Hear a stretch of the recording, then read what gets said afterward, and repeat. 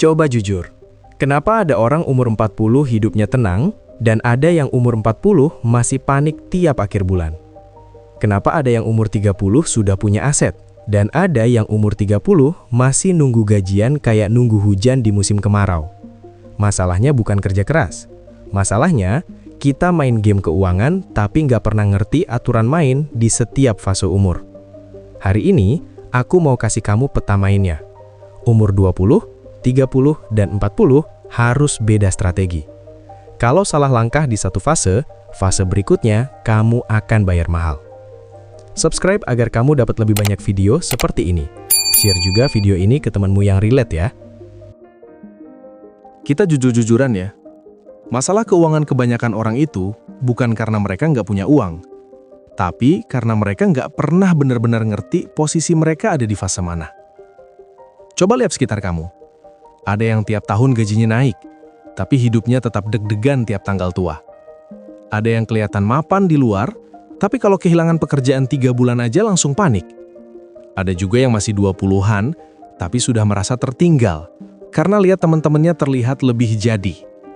Padahal seringkali yang kita lihat itu cuma highlight, bukan kenyataan. Masalahnya bukan kurang kerja keras. Masalahnya kita sering salah fokus. Umur 20, sibuk pembuktian. Umur 30, sibuk pembenaran. Umur 40, sibuk penyesalan. Dan yang bikin berbahaya itu adalah ini. Banyak orang sering membenarkan keputusan finansial mereka, padahal sebenarnya kita tahu, itu cuma pelarian. Kredit karena gengsi. Upgrade karena takut dibilang ketinggalan. Investasi karena ikut-ikutan, bukan karena ngerti. Dan setiap keputusan kecil itu, pelan-pelan membentuk hidup 10 tahun ke depan. Yang lebih fatal lagi adalah, banyak orang percaya kalau solusi semua masalah uang adalah, kalau penghasilan gue naik, hidup gue beres. Enggak. Kalau cara berpikir kamu tentang uang nggak berubah, kenaikan penghasilan cuma memperbesar pola yang sama. Kalau kamu boros waktu gaji 5 juta, kamu tetap boros waktu gaji 15 juta. Kalau kamu nggak punya sistem waktu income kecil, kamu juga nggak akan punya sistem waktu income besar. Dan ini yang paling nggak enak buat didengar. Banyak orang bukan gagal karena kurang pintar, tapi karena mereka tidak pernah berhenti dan bertanya, harusnya di umur gue sekarang, fokus finansial gue apa? Kita terlalu sibuk bandingkan diri dengan orang beda fase. Umur 23 bandingkan dengan umur 35. Umur 30 bandingkan dengan yang sudah mapan dari keluarga kaya. Umur 40 masih merasa tertinggal dari yang viral di media sosial. Padahal gamenya beda, aturan mainnya beda, fasenya beda. Dan kalau kamu main tanpa ngerti fase, kamu bisa kerja keras seumur hidup tanpa pernah merasa aman. Jadi sebelum kita masuk ke strategi umur 20, 30, dan 40, aku mau kamu jawab satu pertanyaan jujur dalam hati. Selama ini, kamu benar-benar membangun sistem atau cuma sibuk terlihat naik? Karena jawabannya itu yang akan menentukan 10 tahun ke depan.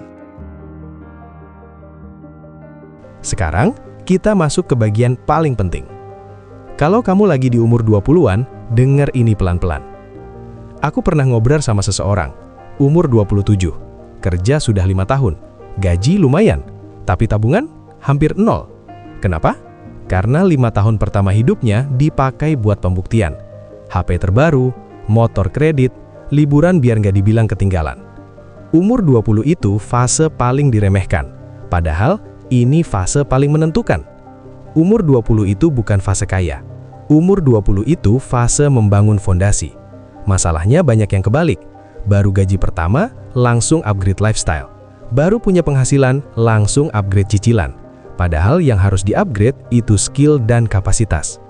Di umur 20, kamu mungkin belum punya uang besar, tapi kamu punya satu hal yang nggak bisa dibeli, waktu dan energi. Dan itu aset paling mahal. Kalau umur 20 kamu habiskan cuma buat hiburan, nongkrong, dan pembuktian sosial, umur 30, kamu akan kerja keras hanya untuk mengejar ketertinggalan. Di fase ini, fokusmu cuma 3. Pertama, bangun skill bernilai tinggi. Skill yang bisa menaikkan income, bukan cuma bikin sibuk. Belajar jualan, belajar komunikasi, belajar digital, belajar investasi dasar. Belajar cara baca peluang. Karena income besar itu bukan hasil keberuntungan, tapi hasil value yang naik.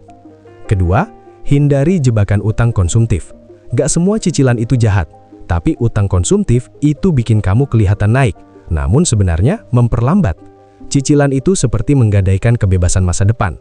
Ketiga, mulai investasi kecil dan konsisten. Bukan buat cepat kaya, tapi buat melatih disiplin dan mental. Emas, reksadana indeks, saham fundamental kuat. Nominal kecil nggak masalah, yang penting konsisten. Karena di umur 20, yang kamu bangun bukan saldo, tapi karakter finansial. Kalau fondasimu kuat, umur 30, kamu nggak mulai dari nol. Masuk umur 30, hidup mulai terasa nyata. Tanggung jawab mulai datang. Orang tua, pasangan, anak, cicilan rumah. Di sini banyak orang mulai panik, karena ternyata punya gaji tetap itu nggak selalu berarti aman. Umur 30 itu fase paling berbahaya, karena kamu merasa stabil, padahal sebenarnya rapuh. Aku kenal seseorang, umur 34, gaji besar, rumah ada, mobil ada, kelihatannya mapan. Tapi waktu perusahaan tempat dia kerja restrukturisasi, 3 bulan tanpa gaji langsung goyah. Kenapa? Karena seluruh hidupnya bergantung pada satu sumber income. Umur 30 itu bukan waktunya merasa aman, itu waktunya membangun mesin. Kesalahan paling umum di umur 30 adalah merasa stabil padahal rapuh. Kalau income kamu cuma satu, hidupmu berdiri di satu tiang. Dan satu tiang itu gampang roboh. Di umur 30, fokusmu harus berubah. Bukan lagi aku mau kerja keras, tapi aku mau bangun sistem. Kamu harus mulai punya minimal 2 sumber income.